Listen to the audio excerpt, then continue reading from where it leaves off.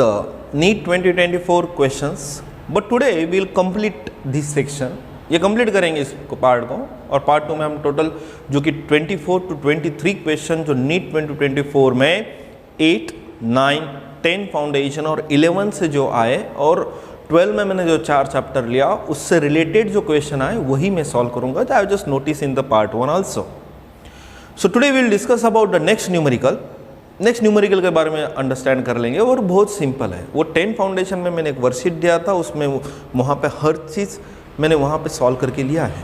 ठीक है, आप पूछ सकते हो, you can take the feedback from the, ठीक है, higher level.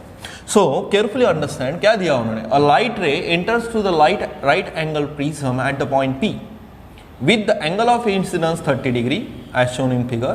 It travels through the prism parallel to its base BC and emerges along the face AC. The refractive index of the prism is. तो refractive index of the prism समझाने वाला हमारे लिए मैंने समझाया था आपको, आई थिंक 10 फाउंडेशन में हमने एक लॉ को हमने स्टडी किया था और 11 में भी सिखाया. That is a Snell's law. So that is the application of the Snell's law here. Snell's law का ही हमें application लेना था. So what do you mean by the Snell's law? It is a sine of angle of incidence to the sine of angle of refraction is nothing but the constant, and that constant is called as a refractive index. वही constant को मैं क्या बोलूँगा? refractive index बोलूँगा. Okay, so that is a Snell's law here. It's very simple. Okay तो यहाँ पे क्या कर रहा है उन्होंने, क्या दिया, that is angle of incidence हमें दिया. That is angle of incidence की वैल्यू कितना है 30 डिग्री, और एंगल ऑफ जो इमर्जेंस है वो कितना है 90 डिग्री है. समझ में आ रहा है. This is the emergent ray, this is the incident ray, and this is the refracted ray. Clear. So what do you mean by the refraction? Whenever the light travels from the one medium to another medium, there is a change in direction of the light called as the refraction of the light. जब भी light travel करती है एक medium से दूसरी medium में, तो वो डायरेक्शन में क्या कर देती है, चेंज. वही फेनोमेनन को हम क्या बोलते हैं, रिफ्रैक्शन ऑफ द लाइट बोलते हैं. क्लियर. तो यहां पे क्या हुआ, this incident ray which strike on the face AB here and it is get refracted.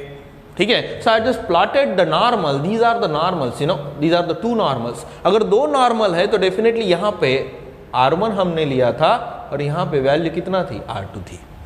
ठीक है, राइट. तो मैंने समझाया था वहां पे कि जब प्रिज्म को हम सॉल्व करते हैं तो एंगल ऑफ प्रिज्म वहां पे क्वाड्रिलेटरल फॉर्म हो. ये क्या फॉर्म है, क्वाड्रिलेटरल फॉर्म हो. Is that right. तो इस क्वाड्रिलेटरल में आपने क्या ऑब्जर्व किया कि जो अपोजिट एंगल्स के अगर एडिशन लेते हो तो कितना आता है 180 degree. So that's why you will take the R1 plus R2. याद है कि नहीं याद है, ज्योमेट्री हमने अप्लाई किया था वहां पे, ज्योमेट्री को मैंने अप्लाई किया था, और वहां पे जो एंगल ऑफ प्रिज्म होता है दैट इज टू फेस के बीच में जो एंगल होता है that is called as a angle of prism. Right. तो हियर यहां पे क्या हो रहा है कि जब मैं ज्योमेट्री अप्लाई करता हूं तो what will get, we will get the value from the diagram. अगर मैं डायग्राम को लिखता हूं तो जो एंगल ऑफ प्रिज्म होता है that is a value that is R1 plus what, R2. Clear. But angle जो बना है यहाँ पे एक की वैल्यू, एक की वैल्यू, एक की वैल्यू, तो ये राइट एंगल दिया ना, तो एंगल ए की वैल्यू कितना लिख सकता हूँ मैं, 90. ठीक है. So I will take the value that is 90 here. ठीक है. 90 is equal to R1 plus what, R2 here. Right. So मैं क्या करता हूँ, जो R2 है इधर ही रहने देता हूँ, या R1 को इधर लेके जाता हूँ, तो मेरे को R2 क्या बनेगा, that is 90 minus what, R1 here, which is quite very simple. क्यों मैंने यहाँ पे लिया होगा, क्योंकि स्नेल्स लॉ अप्लाई करना है तो एंगल ऑफ इंसिडेंस भी पता होने चाहिए, साथ में साथ एंगल ऑफ रिफ्रैक्शन भी पता होना चाहिए, तभी जाके मैं स्नेल्स लॉ अप्लाई कर सकता हूँ. अदरवाइज अप्लाई कर सकता हूँ क्या, नहीं कर सकता हूँ. ठीक है. तो इसलिए मैंने पूरा ये डायग्राम को मेरे हिसाब से मैंने कंस्ट्रक्ट किया. इतना टाइम वहाँ पे नहीं होता है, याद रखिए. लेकिन हमारे कंसेप्ट अगर बिल्डअप अच्छे तरीके से हुए, हमारा अच्छे जगह पे अगर हमने नॉलेज लिया है तो आप टिक पाओगे बाहर.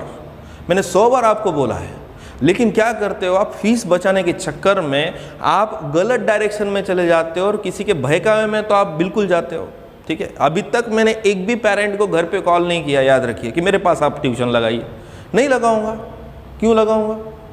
याद रखिए, अगर मेरा रास्ता साफ है, अगर मेरा इंटेंशन साफ है, अगर मेरा स्टूडेंट के प्रति ईमानदार हूँ मैं, तो मेरे को झुकने की ज़रूरत नहीं। याद रखिए, भले ही मेरे को पैसे कम आएंगे वो चलेगा, और मैं स्ट्रगल और 2 साल करूँगा और 5 साल करूँगा, I don't care about the struggle, ठीक है, याद रखिए। बट मैं ईमानदारी के साथ में काम करना चाहता हूँ, और ईमानदारी की आपको पता है, ईमानदारी के बहुत यहाँ पे कीमत चुकानी पड़ती है। मैं कभी पेरेंट को कॉल नहीं करता हूँ कि आप मेरे पास क्लास लगाइए, नहीं लगाने की ज़रूरत, क्यों बोलूँगा। उल्टा मैं स्टूडेंट को मेरे पास जो रहते हैं उनको भगा देता हूँ। जो टुकार बच्चे होते हैं, झंडू वाले अपने, उनको मैं भगा देता हूँ, टिकाता नहीं हूँ मेरे क्लास में, ठीक है। और इतने दिन जो मैंने यहाँ पे हिंदी के लिए वर्क किया, तो मैं आई एम जस्ट इम्प्रूविंग माई हिंदी। मैंने पहले बोला, अगर आप वीडियोस टैली करते हो प्रीवियस, तो वहाँ पे I am a good learner, you know, I am a good student in the teacher, okay. अगर मैं टीचर फेज में भी एक अच्छा स्टूडेंट बन पाऊंगा, तो मेरे स्टूडेंट को अच्छा नॉलेज मिलेगा। That is my intention. I just told already in the offline class also, okay. So please be serious. अब यहाँ पे मैंने तो ज्योमेट्री अप्लाई किया, और यहाँ पे 2 एंगल जो बने हैं, that is the value, that is R1 + R2। जाके प्रिज्म के बारे में स्टडी करो, ठीक है। तो यहाँ पे नेक्स्ट कंसेप्ट की तरफ मैं जाता हूँ। अगर आप कंसेप्ट को अप्लाई करते हो तो कुछ इस तरीके से एक फेस है इधर, दैट इज़ द AB,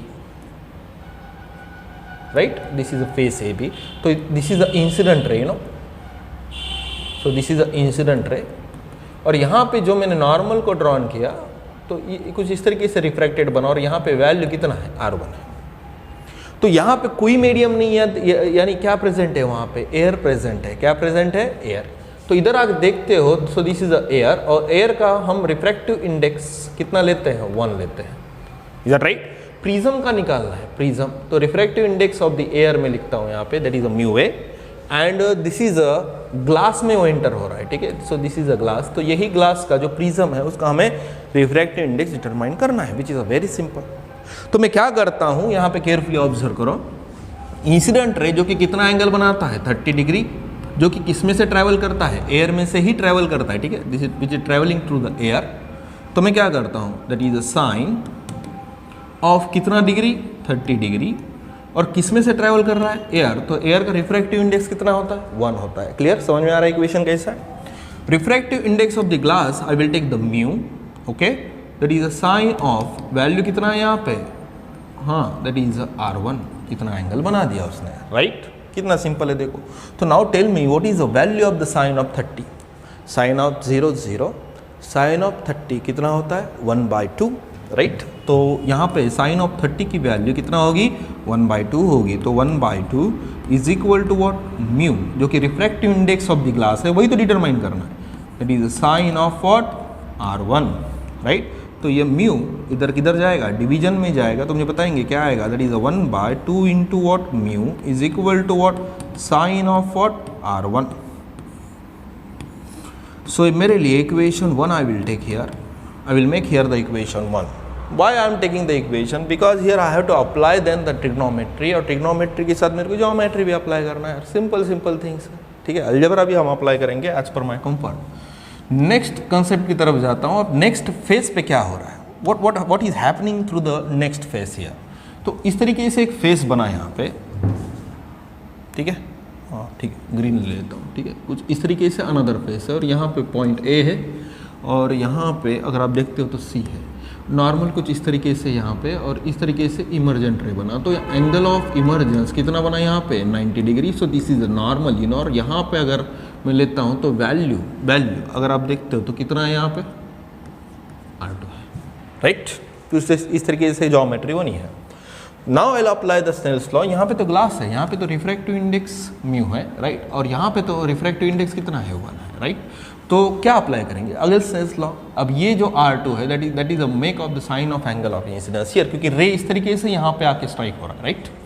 अंदर ही ट्रैवल करके यहाँ पे स्ट्राइक हो रहा है, राइट। क्लियर।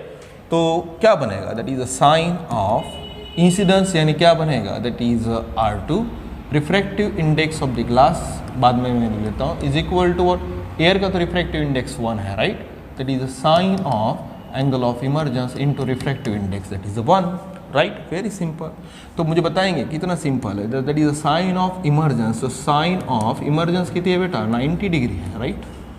तो साइन ऑफ 90 डिग्री की वैल्यू कितना आती है, 1 आती है, राइट।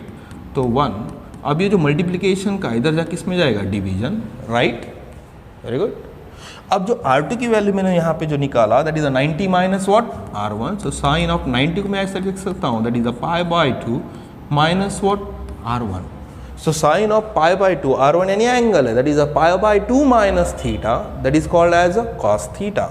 तो cos of theta, so cos of what R1 is equal to what 1 by what mu. So I will take this is the equation number 2 for me, right?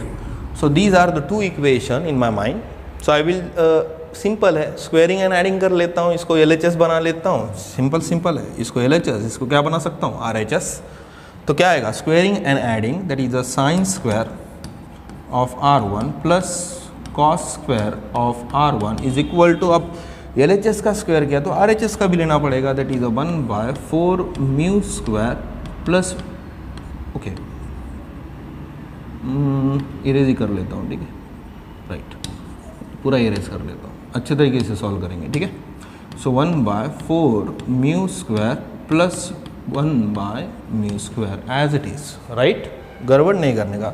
तो sine square theta plus cos square theta, अगर इसको आप पूरा bracket को solve करते हो तो इसकी वैल्यू अप्रॉक्सीमेटली कितना आती है 1 एक्यूरेटली. ओके, सो कितना आएगा that is I will take the 4 mu square, I will take the mu square as a common, okay, 1 by mu square plus bracket में क्या रहेगा 1 बाय 4 प्लस 1 बाय 1. क्लियर, अच्छे गड़बड़ काई को करने का, ठीक है. अगर आप देखते हो तो कितना आता है दैट इज म्यू स्क्वायर इधर डाल देता हूँ ना, तो म्यू स्क्वायर, अब ये ब्रैकेट में पूरा सॉल्व करेंगे तो 4 एज इट इज, 4 प्लस 1 यानी 5. तो मुझे बताएंगे square root on both side what will get the value of under root of what 5 by what 4. ठीक है, आप सेपरेट रूट ले लो तो अंडर रूट ऑफ 5 बाय 2 जो यहाँ पे दिया that will be the right answer for us, right. In doubt, अगर डाउट है तो आप इसका स्क्रीनशॉट ले लो अच्छे तरीके से और वहाँ पे अच्छे तरीके से सॉल्व करो, पूरा डिटेल में मैंने यहाँ पे सॉल्व करके दिया. So any doubt, so we will move on the next one question here. Okay, a graph which shows the variation of reciprocal of the lambda square and the kinetic energy where E is everywhere, is where the lambda is the de Broglie wavelength of the free particle. कितना simple question है, कुछ नहीं है. मैंने पहले बोला था dual nature of radiation and matter. ये कौन से चैप्टर का क्वेश्चन है? अगर आप देखते हो that is called as dual nature of radiation and matter, right, जो कि मैंने 10 फाउंडेशन में एक्स्ट्रा पोर्शन से पढ़ा है, not related to the foundation. मैंने 2 ही चैप्टर लिए थे फाउंडेशन में, 3 चैप्टर लेने की प्लानिंग थी लेकिन वो प्लानिंग फ्लॉप हो गई किसी कारण की वजह से. मैं एक्सपेंड नहीं करना चाहता हूँ यहाँ पे, ठीक है. तो ये जो 2 चैप्टर मेरे को पता है, इसका वेटेज पता है, इसका नस मेरे को पता है, फ्री ऑफ मार्क्स देके जाएंगे. मैं वहाँ पे फाउंडेशन में समझाया भी था, 10th वालों को भी समझाया था, ठीक है. तो ये आपको फ्री ऑफ कॉस्ट मार्क देके जाएंगे, बाकी कुछ नहीं हो. जेई का थोड़ा सा टफ होता है तो जेई के पेपर्स भी हम सॉल्व करेंगे, वो भी टेंशन मत लीजिए. अभी पूरा सेटअप मेरा रेडी है. अब यहाँ से वीडियोज़ आना चालू हो जाएंगे. इतने दिन डिसकंटिन्यूटी से मैंने वीडियोज़ को अपलोड किया as per my comfort, but I will upload it. I will promise you, I will try to upload daily. Okay, right? तो यहाँ पे हो रहा क्या है कि वो dual nature of radiation and matter से हमें क्वेश्चन दिया है. और कितना सिंपल क्वेश्चन है, बहुत सिंपल. तो ये बीच में मैं गावरान मराठी का यूज़ कर रहा था, याद है कि नहीं याद है? स्टार्टिंग में एकदम, हाँ, मराठी में एकदम ज़बरदस्त, क्योंकि मैं बसमत का ही रहने वाला हूँ. तो मेरी जो लैंग्वेज है that is quite very rough. याद रखिए, रफ यानी क्या है, वो लैंग्वेज का ये नहीं, वो तो वहाँ पे गावरान वर्ड्स है, याद रखिए. तो गावरान वर्डिंग का मैं जो यूज़ करता हूँ वो स्टूडेंट को कैप्चर करने के लिए होता है, वो मेरा गावरान नेचर बताने के लिए नहीं होता. याद रखिए, मेरा जो पढ़ाई हुआ है ना वो अच्छी जगह पे हो गया. Okay, don't worry about that. जहाँ से मैं सीखा हूँ ना वहाँ से बहुत अच्छा मेरे को टीचर्स ने पढ़ाया है, तो उनकी वजह से मैं यहाँ पे हूँ. तो I will always thank to my teacher giving me the real true knowledge about the physics. Okay, जो ट्रू नॉलेज उन्होंने दिया उसके प्रति मैं बहुत उनका आभारी हूँ. ठीक है, तो हमेशा मैं मेरे टीचर्स का मैं रिस्पेक्ट रखता हूँ. आप ऑफलाइन क्लास में भी देख सकते हो. ठीक है, तो यहाँ पे क्या दिया उन्होंने, ई जो एनर्जी है वो जो लैम्बडा के फॉर्म में दिया है. ठीक है, उसका प्लॉट दिया है और वेरी सिंपल प्लॉट है. आई थिंक ये वर्कशीट में भी मैंने इस तरीके से ग्राफ को आपको समझाया था, लेकिन फिर से मैं समझा देता हूँ. तो what is the mean by the energy which is related to the photon here? So 10 foundation में मैंने समझाया था, okay, what is happening here, okay, so I will change the colour here. तो अगर आप लाइट लेते हो, कौन सी भी सनलाइट ले लो या फिर एडिसन बल्ब ले लो यहाँ पे, ठीक है। तो जो बहुत सारे साइंटिस्ट, मैंने समझाया तो वहाँ पे डिबेट भी समझाया था और बार बार मैं रिपीट नहीं करना चाहता हूँ क्योंकि वो बोर हो जाएंगे, ठीक है, जो मेरे स्टूडेंट है वो बोर हो जाएंगे। तो क्या है, अगर लाइट लेते हो तो लाइट को ड्यूल नेचर है, एक होता है वेव नेचर और दूसरा होता है particle nature. So these are the two nature we are shown by the light.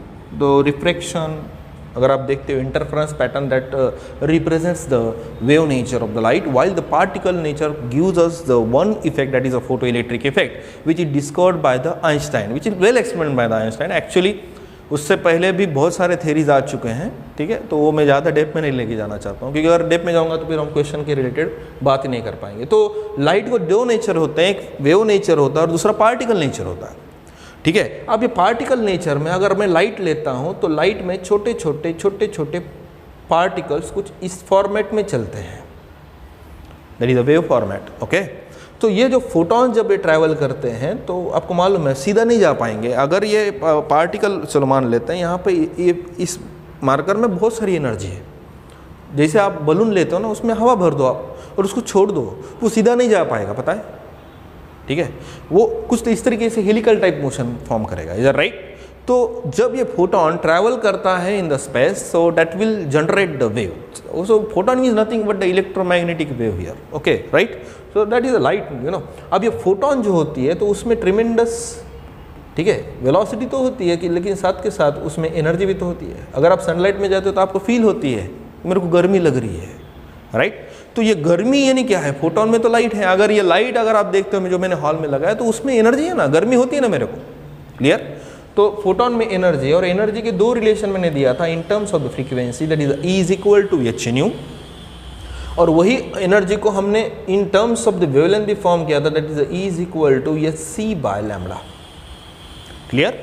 सो ये जो न्यू का रिलेशन बनता है with respect to the wavelength, that is reciprocal of the wavelength here. अगर आप देखते हो तो frequency which is equal to the c by what lambda, c को अगर मैं कांस्टेंट डिक्लेयर करता हूँ क्योंकि वो भी कांस्टेंट होते हैं ना, velocity of the light, you know, तो इसको रिमूव कर देता हूँ तो frequency is inversely proportional to the wavelength, right, clear. Frequency which is inversely proportional to what, wavelength होती है, क्लियर।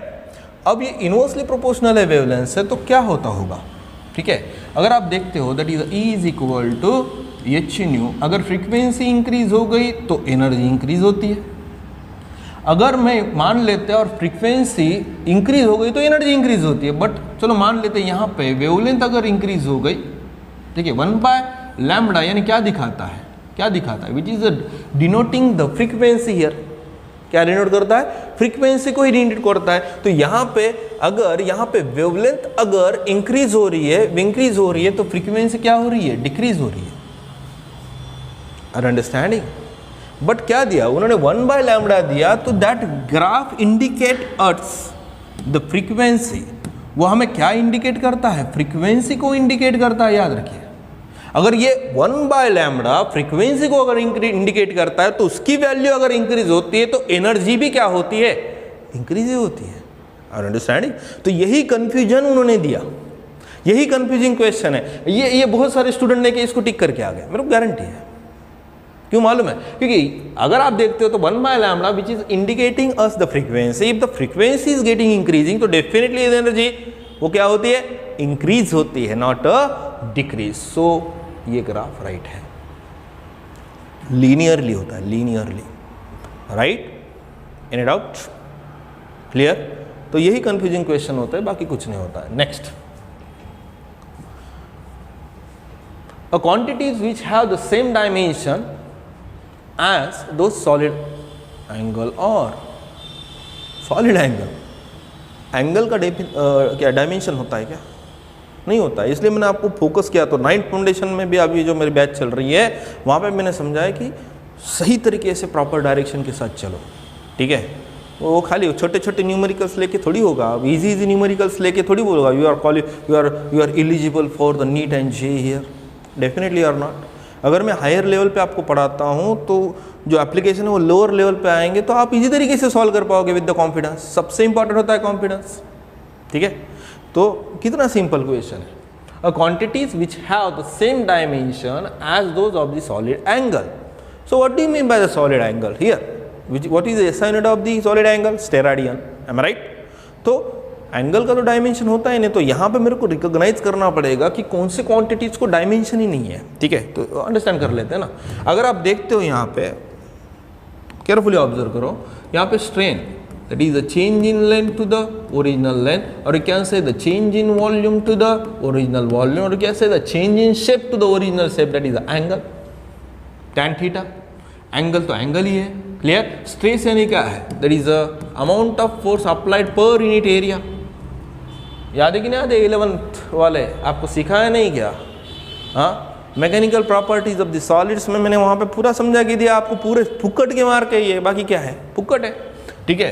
अगर आप देखते हो तो एंगल, यहाँ पे भी तो एंगल है, ठीक है। स्ट्रेन अगर आप देखते हो, स्ट्रेन और आर्क, हाँ आर्क यानी क्या होता है, सर्कल लोगे, थोड़ा सा पार्ट उसका लोगे यहाँ पे, so that will become the arc, clear. तो आर्क क्या होता है, length of the arc angle into radius. याद है कि ना, रोटेशनल डायनामिक्स सिखाया ना। अगर if you want to determine establish the relation between the linear velocity and angular velocity, that we have to take the relation हमने लिया था और उसमें हमने यही तो किया था, ठीक है। तो आर्क को भी होता है डायमेंशन, ठीक है। स्ट्रेस को भी होता है, क्योंकि फोर्स को डायमेंशन है, एरिया को डायमेंशन है, राइट। एंगुलर स्पीड अगर आप लेते हो, that is a change in angular displacement with respect to what time. तो खाली डायमेंशन किसको नहीं है, स्ट्रेन एंड एंगल को है, तो ये हमारा राइट है, ठीक है। स्ट्रेन इज द डायमेंशनलेस, जाके आप देखोगे वहाँ पे डायमेंशनलेस है और एंगल भी डायमेंशनलेस है। तो option 1 is a right answer for us. Now we have to move on the next one question here. Next one question की तरफ जाते हैं। A moment of inertia again rotational dynamics, clear, carefully understand. जो मैंने 10 foundation में लिया rotational dynamics, वहाँ पे समझाया भी था मोमेंट ऑफ इनर्शिया कितना इंपॉर्टेंट है, और वहाँ पे मैंने चार्ट भी बोला था, चार्ट जाके उसको परफेक्ट करो। रॉड, ठीक है, एक एंड पे एक्सिस होए, ठीक है, parallel axis theorem that we have to apply, centre अलग होता है, क्लियर, मैंने समझाया था। सॉलिड्स अगर आप लेते हो स्पेयर, हॉलो स्पेयर, वो पूरे वहाँ पे चार्ट को परफेक्ट करना जरूरी है, ठीक है। सो carefully understand. A moment of inertia of the thin rod about the axis passing through the midpoint and perpendicular to the rod is a 2400 gram per centimeter square. The length of the 400 gram rod is nearly. So what is a moment of inertia? Formula क्या है? एक मैंने rod लिया यहाँ पे, कुछ इस तरीके से यहाँ पे रॉड है, और मैंने क्या किया, हाँ, the moment of inertia of the thin rod about an axis passing to the mid point. Mid point यानी क्या है, यहाँ पे होगा मिड पॉइंट, ठीक है। तो ये एक्सिस के अलाउंग मैंने उसको रोटेट किया, क्लियर। तो इसका जो मोमेंट ऑफ इनर्शिया है, what is the general formula, that is ml square by what 12 है, जाके देख लेना आप चार्ट पे। तो क्या निकालना है, लेंथ ही तो निकालना है, ठीक है। मोमेंट ऑफ इनर्शिया दिया, मास भी दिया, सीधा सीधा इसको ऑपरेट कर लेंगे, ठीक है। तो मुझे बताएंगे मोमेंट ऑफ इनर्शिया कितना दिया, that is 2400 is equal to mass कितना है 400 है, into length square divided by what 12 है, 0 0 get cancel, now operate it, ठीक है। तो 24 into what 3 is equal to what L square, तो कितना आता है 72 is equal to L square, तो कितना square root on both side, you know, ठीक है। तो अगर आप स्क्वायर रूट लेते हो अंडर रूट ऑफ 70, ये तो कुछ नहीं है, ऑप्शन तो पूरे रॉन्ग है, ये ऑप्शन अगर आप देखते हो तो पूरे रॉन्ग ऑप्शन है। ये मैच होती है क्या, तो वैल्यू मैच कहाँ पे होती है, 8.5 पे होती है। तो इतना ब्रेन को शार्प रखो, इधर राइट और अंडरस्टैंडिंग, इतना ब्रेन को आप शार्प रखोगे तो ही आगे जाओगे, वरना फिर आप फिजिक्स में टिक नहीं पाओगे, याद रखिए, ठीक है। So will move on the next one question, ठीक है। नेक्स्ट वन क्वेश्चन की तरफ जाते हैं, जिसको लगता है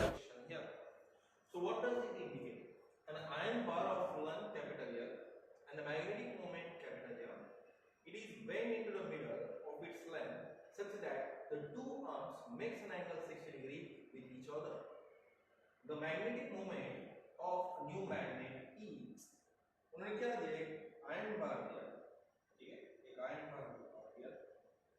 इस आयरन बार को खुद का लेंथ तो ये पहले था, तो यहाँ पे क्या होगा, 2 पोल्स होने चाहिए, एक होगा नॉर्थ पोल हियर, नॉर्थ का कौन सा होगा साउथ पोल, राइट। तो मैंने क्या दिया, मैग्नेट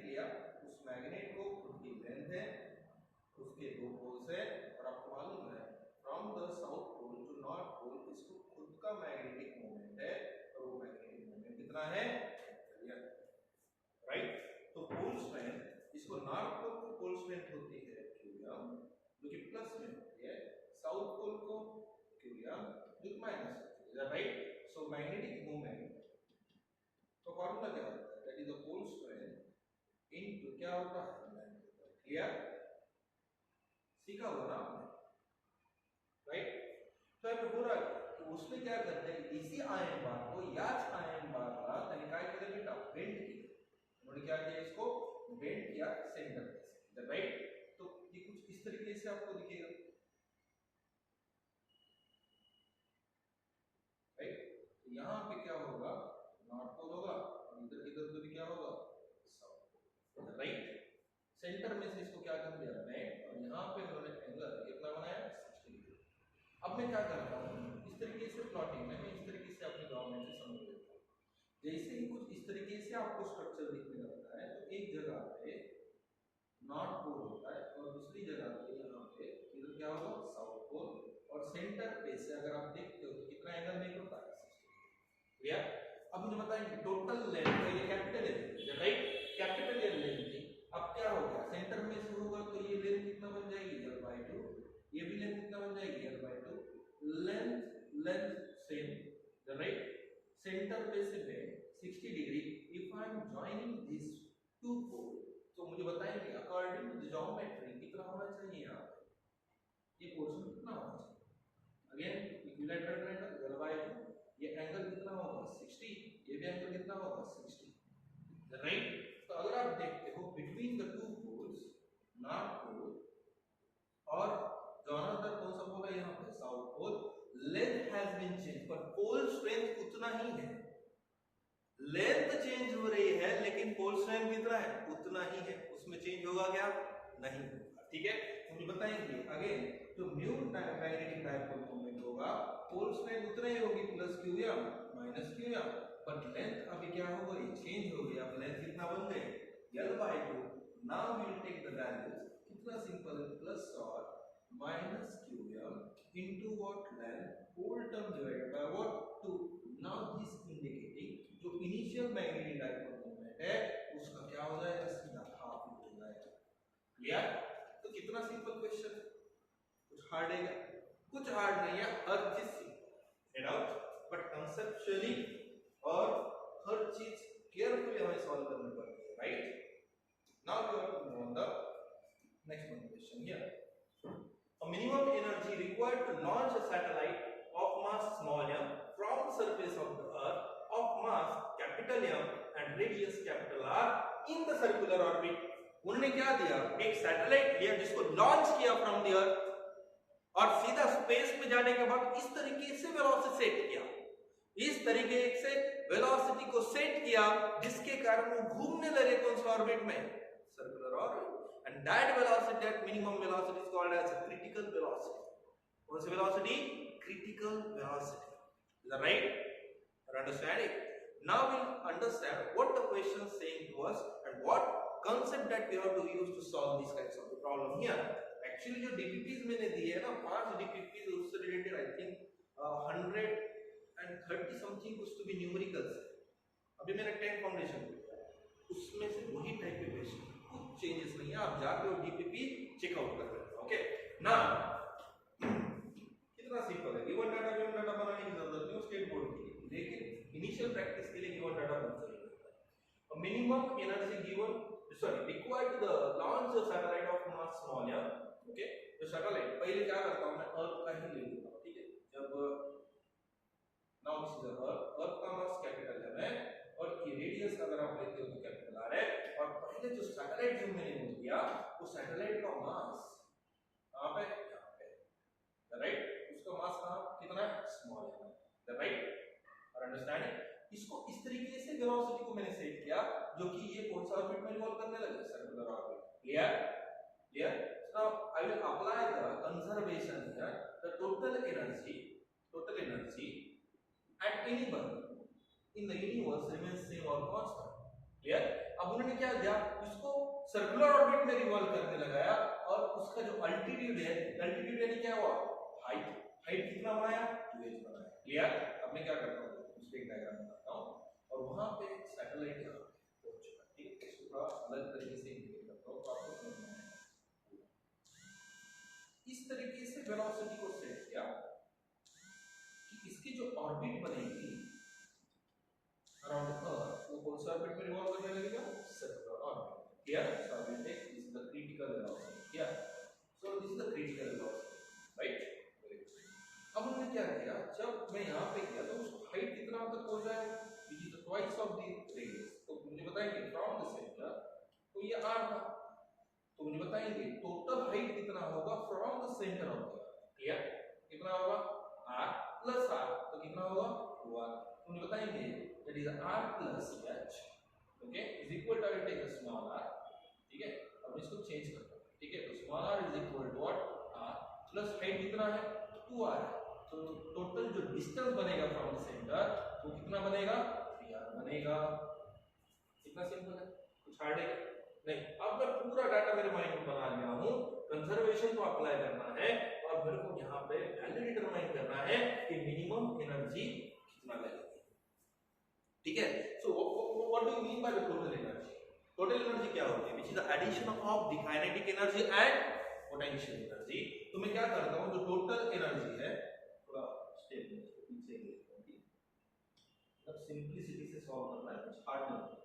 तो टोटल एनर्जी जो कि ऑन द सरफेस है must be equal to the total energy जो कि eight the height. Clear? So total energy क्या है ऑन द अर्थ सरफेस, मुझे बताएंगे। काइनेटिक एनर्जी कितना होगी? 0 होगी। Is that right? Are you understanding? Kinetic energy कितना होगी ऑन द अर्थ? अब वो रेस्ट में है ना, वो अर्थ पे रखा हुआ है ना सैटेलाइट, देखो ना यहां इनिशियल कंडीशन का तो ऑन द सरफेस आप कंसीडर करो। Is that right? सैटेलाइट तो वहां पे नीचे ही है, उसको कहां वेलोसिटी मिला?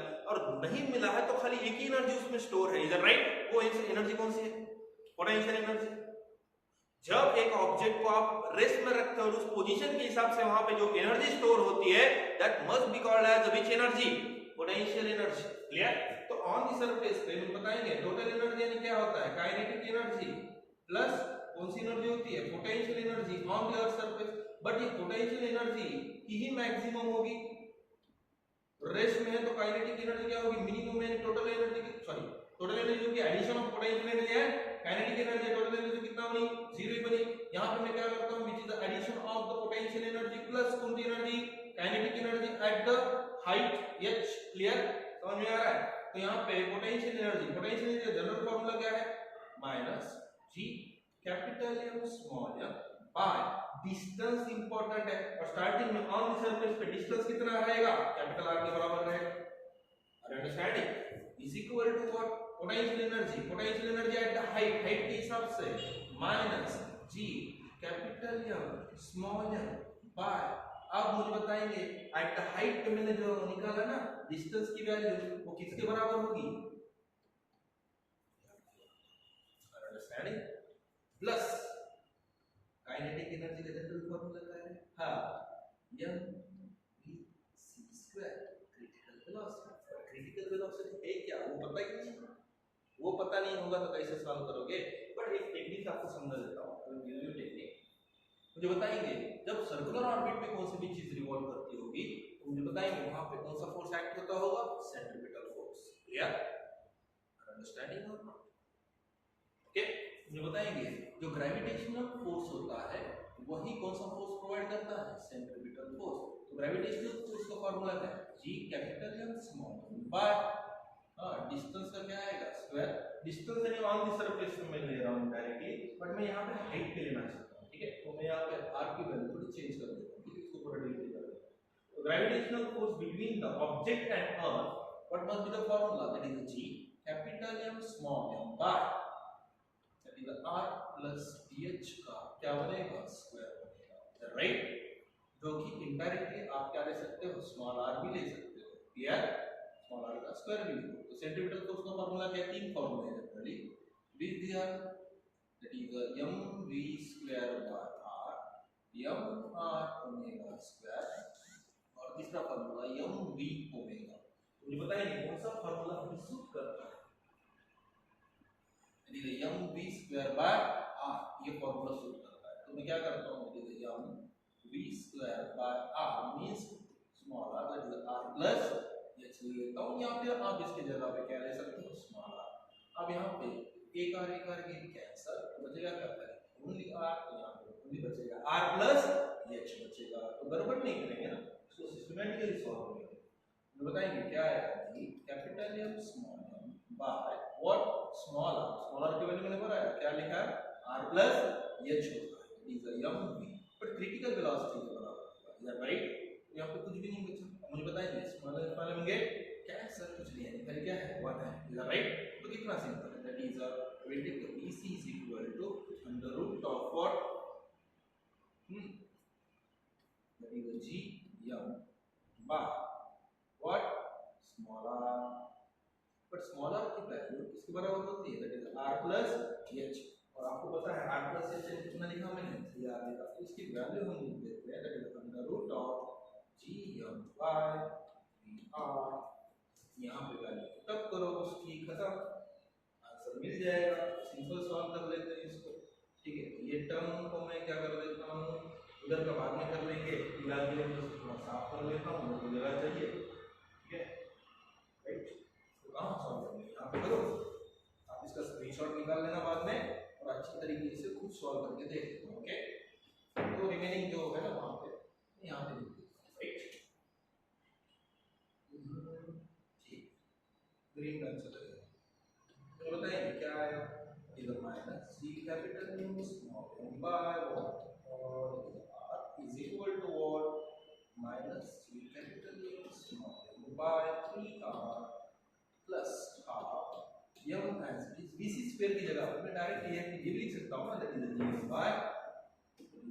एम बाय व्हाट, आर की वैल्यू कितना है, आर के बराबर है, राइट। गड़बड़ नहीं करेंगे, हर चीज सिस्टमैटिक सॉल्व करेंगे, ओके।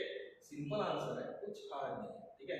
तो यहाँ पे कॉमन क्या निकाल सकता हूँ, बताएंगे, जी कैपिटल एम स्मॉल है, जी कैपिटल एम स्मॉल है, इज राइट, और R can I take the common, और उसके साथ 3 भी तो आएगा, उसको भी निकाल लेता हूँ, तो बताएंगे क्या आएगा, क्या ठीक है।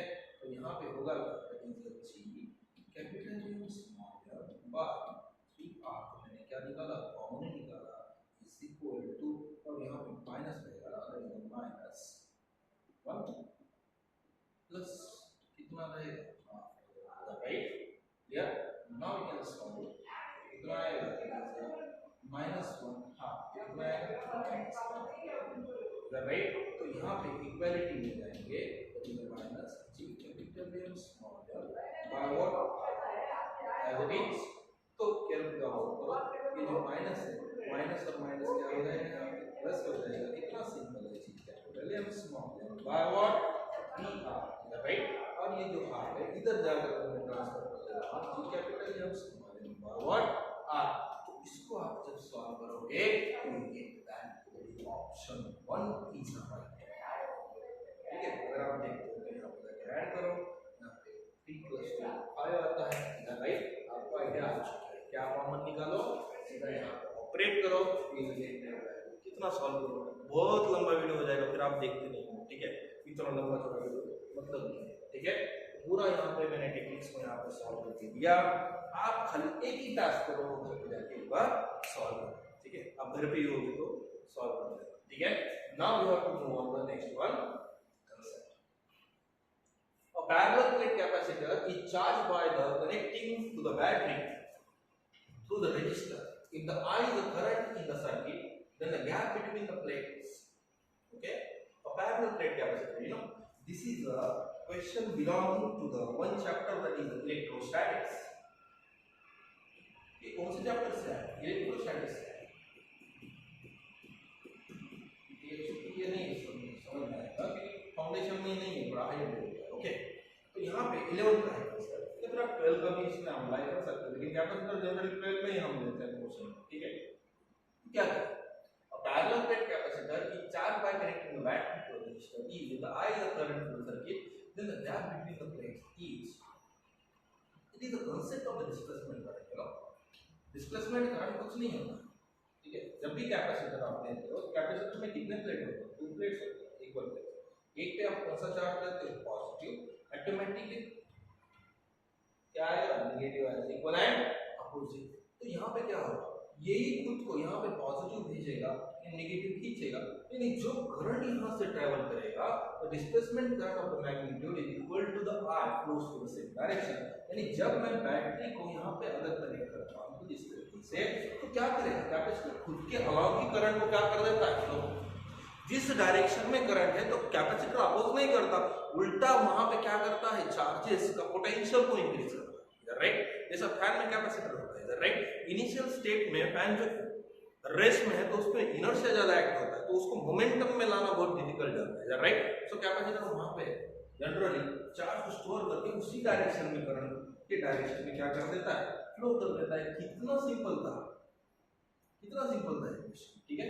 सो क्वेश्चन जो ये क्वेश्चन पूछा वो कंसेप्चुअल थ्योरेटिकल क्वेश्चन एंड काफी सा अवगत नहीं बेटा, that's option second one is the right option, okay. That's the conceptual understanding is very important. मैं 100 बार चला रहा हूं लेकिन आपको 100 आउट ऑफ 100 चाहिए, आपको 100 आउट ऑफ 100 लेने का ट्राई करोगे तो आप रट्टा मारोगे। आप कंसेप्ट को एक बार सीखो, बिल्कुल आप मजा लोगे, ठीक है।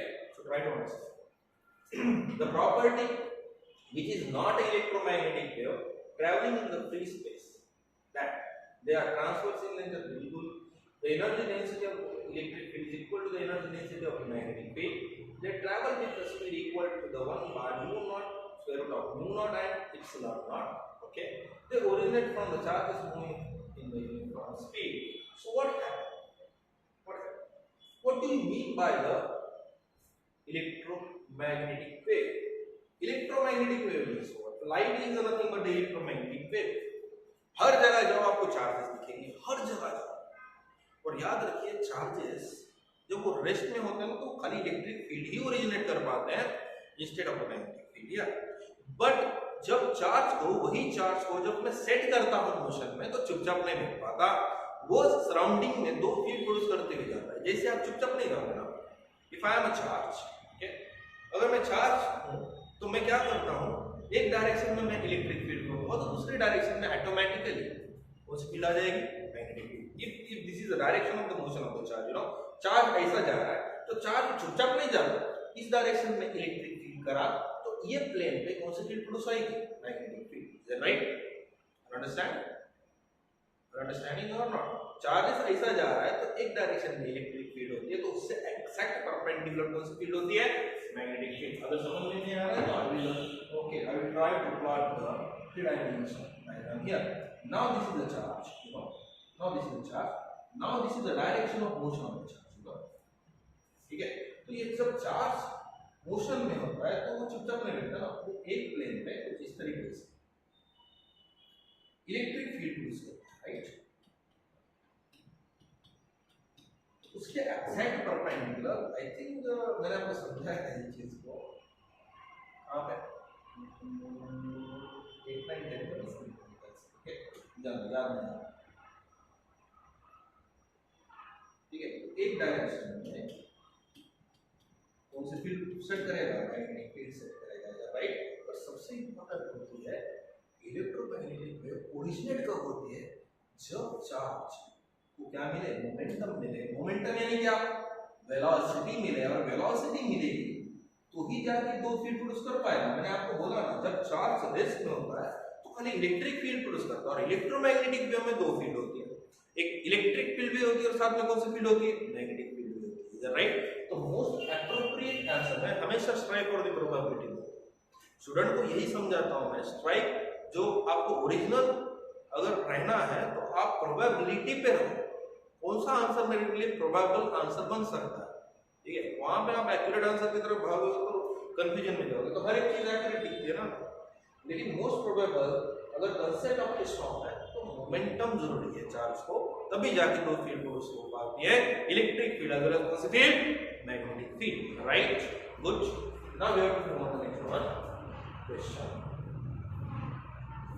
Again in the plates of the parallel plate capacitor, अरे कैपेसिटर पे दो, तो ये तो बम्पर ऊपर चल रहा है क्या, नहीं। parallel plate capacitor connected to the battery are moved close towards each other, okay। so ये conceptual वो चीज है, कोई दिक्कत नहीं, क्या सवाल So what is the meaning? What is the if you went to the 12th, अगर आप 12 में जाते हो तो 12 में आपको पैरेलल प्लेट कैपेसिटेंस एकदम डेप्थ मध्ये कंसेप्ट है, ठीक है। मी सांगतो now tell me what is the relation of the energy, that is energy is equal to आठवते की नाही, that is q square by 2c, right. But energy का अजून एक इक्वेशन है बेटा, और एक रिलेशन है उसका, that is energy is equal to what, half c square, is that right? C means what, capacitance, and V means nothing but the potential difference. Now we plot the, okay, मी आता तुम्हाला हेच सांगतो, diagram explain करून सांगतो, खूप simple आहे काहीच, ठीक आहे। तुम्हाला सांगितलं काय आहे, दोन प्लेट्स होते, एका प्लेटवर कोणते चार्जेस आहेत, पॉझिटिव्ह, दूसरा प्लेटवर कोणते चार्जेस आहेत, निगेटिव्ह। तो ये कैपेसिटर काय करता है, कैपेसिटर करता क्या है, चार्जेस को स्टोर करता है, और स्टोर करने की एबिलिटी को हम कैपेसिटर कहते हैं, राइट। इसमें कैपेसिटी है तो कैपेसिटेंस ही है, ठीक है। और हमने एक फार्मूला भी निकाला था, A epsilon not by what, clear. अब पहला जो ऑप्शन क्या होता है, the charge store in it increases, म्हणजे जेव्हा मी पैरेलल प्लेट कैपेसिटर के प्लेट्स को नजदीक लाऊंगा, राइट, तो मुझे बताएंगे डिस्टेंस क्या होगा, डिक्रीज होगा, तो कैपेसिटेंस क्या होगा, क्लियर। अगर कैपेसिटेंस इंक्रीज हो रहा है, तो एनर्जी भी क्या हो रही है, इंक्रीज हो रही है। आर यू अंडरस्टैंडिंग, यस और नो, यस। ये फार्मूला है, कैपेसिटर के प्लेट्स क्लोज कर रहे हैं, पास आ रहे हैं, तो डिस्टेंस इंक्रीज होगा ना, अगर डिक्रीज होगा ना, तो यहाँ पे डिक्रीज हो रहा है तो कैपेसिटेंस क्या हो रहा है, इंक्रीज। अगर कैपेसिटेंस इंक्रीज हो रहा है तो जो एनर्जी डिपेंड होती है कैपेसिटी पे वो भी तो इंक्रीज होगी, अंडरस्टैंड, ओके। तो ऑप्शन को रीड कर लेते हैं, the charge store in it increases, the energy store in it decreases, the capacitance increases, the ratio of the charge to potential remains the same, and the product of the charge and the voltage. Okay, कितना confusion होना है, तो answer तो बहुत simple है, ठीक है। तो मैं समझाता हूं आपको, the charge store in it increases, why, क्योंकि अगर एनर्जी यहां पे इंक्रीज हो रही होगी तो डेफिनेटली ये जो फार्मूला जो मैंने बनाया वहां पे डिराइव किया, चार्ज भी इंक्रीज होगा क्योंकि एनर्जी भी तो इंक्रीज हो रही है, राइट। तो ए ऑप्शन आपके लिए क्या है, राइट ऑप्शन है, ए ऑप्शन राइट ऑप्शन है, राइट। बट एनर्जी जो है ना ये रॉन्ग है, क्योंकि एनर्जी इंक्रीज होनी चाहिए, समझा ना, एनर्जी क्या होनी चाहिए, इंक्रीज। तो बी वाला ऑप्शन आपके लिए रॉन्ग है। सी वाला ऑप्शन है कैपेसिटेंस इंक्रीज, बिल्कुल कैपेसिटेंस इंक्रीज हो रहा है कि नहीं हो रहा है, क्लियर, ये राइट ऑप्शन है। The ratio of charge to potential remains the same, ठीक है। यहाँ पे थोड़ा मेरे को इसको सॉल्व करना पड़ेगा, और ये क्या होता है, product of the charge end voltage, charge end voltage इनका प्रोडक्ट, इसके लिए मेरे को कांसेप्ट ऑफ द कैपेसिटी लेना पड़ेगा। So what is mean by the concept of the capacity here, concept of the capacity क्या है, the amount of charge, the amount of charge with respect to the what, potential difference, here the amount of charge with respect to the potential difference, that is show the what, capacitance, clear। अगर ये increase हो रहा है तो definitely charge के साथ ये थोड़ा, तो इनका प्रोडक्ट अगर मैं लूंगा तो ये मिनिमम थोड़ी आएगा, ये तो इसकी वैल्यू तो क्या होनी चाहिए, मैक्सिमम ही होनी चाहिए, अंडरस्टैंड। तो मेरे लिए ए ऑप्शन करेक्ट है, सी ऑप्शन करेक्ट है, ये तो कोई जरूरत नहीं, लेकिन ई ऑप्शन भी करेक्ट है, तो कहां पे है, ए सी ई, clear, right? So these are the correct option for us. I hope any doubt, कितना सिंपल है, देखो कॉन्सेप्ट को अंडरस्टैंड करो, ऑलवेज लर्न करा, फोकस कशावर ठेवायचा बेटा, कॉन्सेप्ट वर फोकस ठेवायची, राइट। हमेशा कॉन्सेप्ट से रिलेटेड आप फोकस रखो, ऑटोमेटिकली फिजिक्स जो कि बहुत सारे जनों के सपने को डिस्टर्ब कर देता है, याद रखो। नीट एस्पायरेंट्स मैक्सिमम उसका फेलियर रेशियो क्यों जाता है, कभी ये आपने सोचा है, नहीं, ठीक है। वो फिजिक्स और केमिस्ट्री के ऊपर ज़्यादा ध्यान नहीं देते, वो ज़्यादा ध्यान देते बायोलॉजी पे, इसी कारण जो फिजिक्स के आप जो ध्यान नहीं देते हो ना, तो फिजिक्स आपका सपना क्यों है, ठीक है। तो फिजिक्स को एकदम सिंपल तरीके से लर्न करो, डिसिप्लिन के साथ काम करो, स्ट्रिक्टनेस मेंटेन रखो अपने काम में, तो definitely it improve yourself. I hope, in doubt, now we move on the next one question, हो गया। So any doubt? Today we'll stop here. In the next video we'll discuss about the other concepts. So I hope